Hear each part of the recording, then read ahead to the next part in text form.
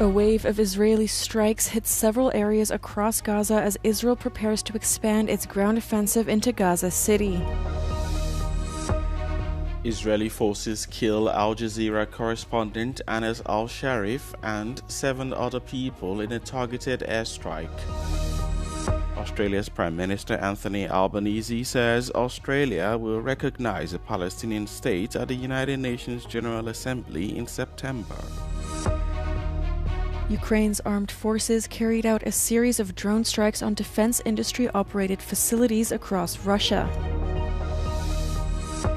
July 2025 was the third hottest month on record globally, according to the latest climate bulletin from the EU's climate service Copernicus.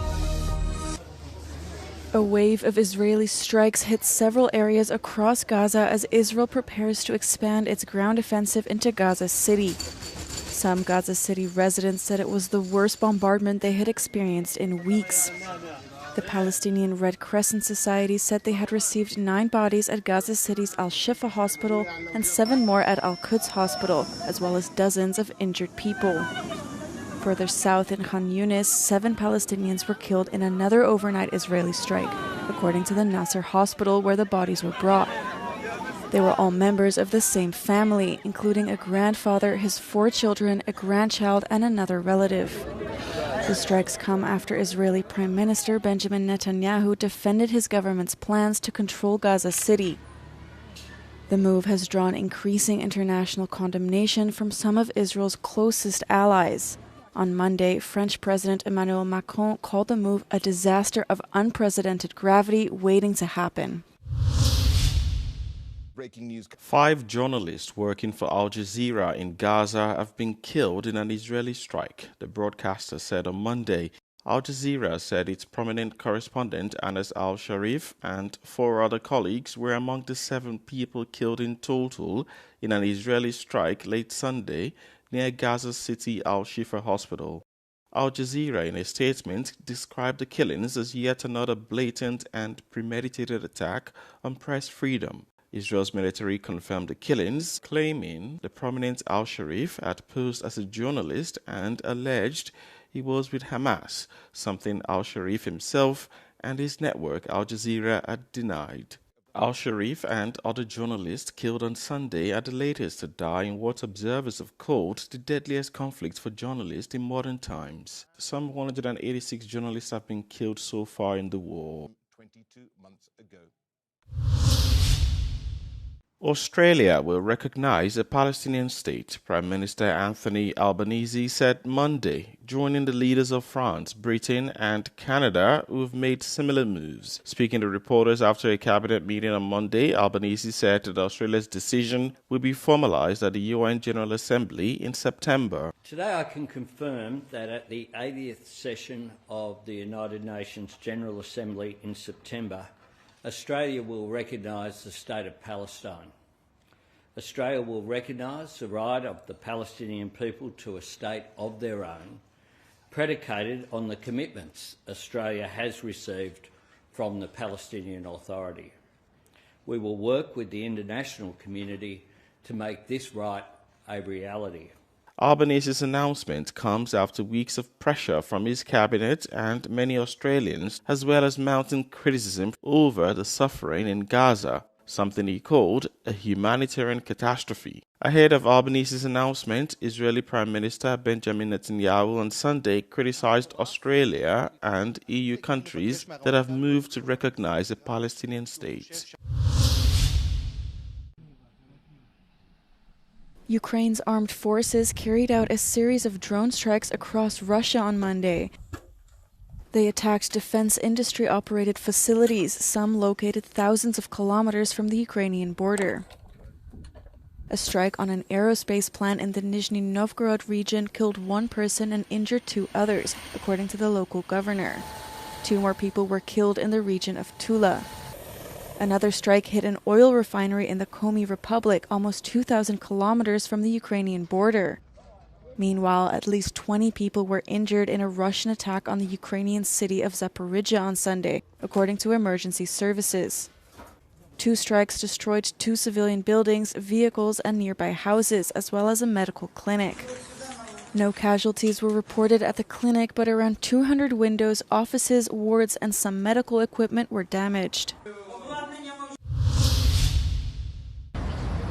Colombian conservative senator and presidential hopeful Miguel Uribe Tabay died on Monday, more than 2 months after he was shot at a campaign event.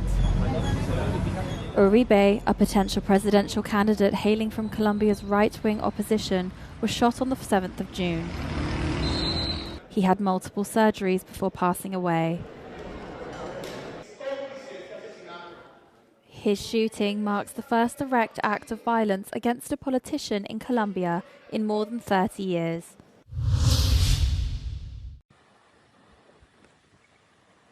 Spain continues to battle wildfires as record-breaking temperatures hit southern Europe. The northern regions of Castilla y León and Navarra are among the worst-hit areas. Dry conditions and strong winds have made braving the fires more challenging. Thousands have been evacuated from the impacted regions as efforts to extinguish the flames continue.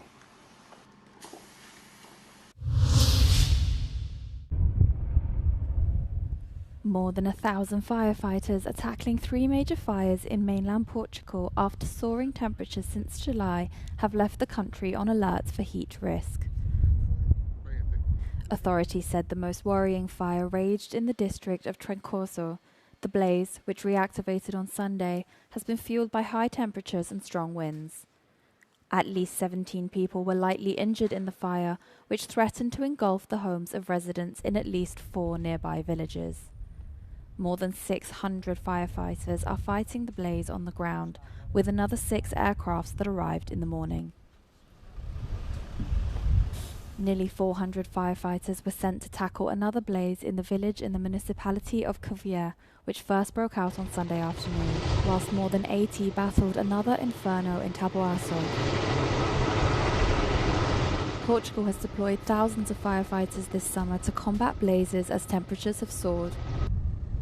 This Monday, 12 districts in Portugal are under an orange warning due to the heat, with the mainland on alert over a high risk of rural fires.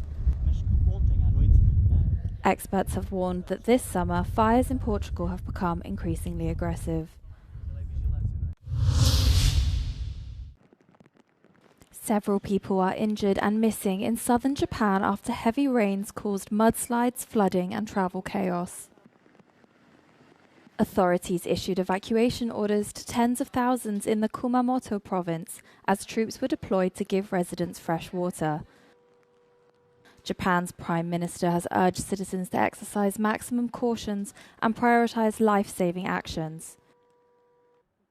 Several are missing after the floods, including a man who vanished whilst 3 of his family members waited in a car to head to an evacuation centre. At least 4 others are missing in the prefecture, including 3 that fell into bursting rivers.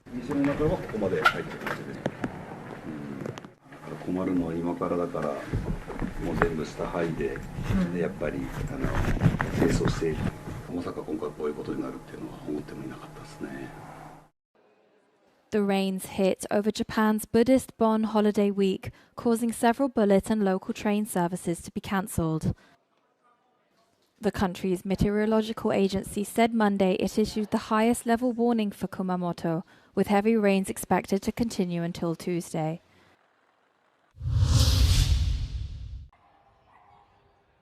July 2025 was the 3rd hottest month on record globally, the latest climate bulletin from the EU's climate service Copernicus showed. In Europe, the average temperature for July 2025 is just over 21 degrees Celsius, 1.30 degrees above the 1991 to 2020 average for July, making it the 4th warmest July on record. Meanwhile, July 2025 was 1.25 degrees above the pre-industrial level globally. It was only the 4th month in the last 25 months with a global temperature less than 1.5 degrees above this level. Does this mean the landmark Paris Agreement, which is ratified by all EU member states and aims to limit the long-term average temperature increase to 1.5 degrees above the pre-industrial level, has failed? The short answer is no. For this, levels have to be breached for at least 2 decades. the Paris Agreement refers to a long-term average temperature of 1.5 that shouldn't be exceeded in order to avoid the most catastrophic and irreversible consequences of climate change. What we have seen over the past couple of years is temporary breaches of this limit. But once we have reached this 20-year average global temperature above 1.5, that's when we can consider that we have exceeded the limit of the Paris Agreement. Recent predictions show that the breaching of this temperature might occur as soon as 2030. This long-term warming trend is directly related to the accumulation of greenhouse gases in the atmosphere. In other words, climate change hasn't stopped. Across Europe, the effects of this are being witnessed, from the extreme heat to the catastrophic floods affecting several countries this summer. Experts are clear. This warming trend won't stop if greenhouse gases continue to be emitted. And even if at some point in the next few years we might reach this 1.5 degree limit set by the Paris Agreement, we must continue doing everything we can to cut greenhouse gas emission. As we often say, every fraction of a degree matters. If greenhouse gases are not stabilized or decreased, experts have warned that the world should prepare for new temperature records as well as a worsening of their impact.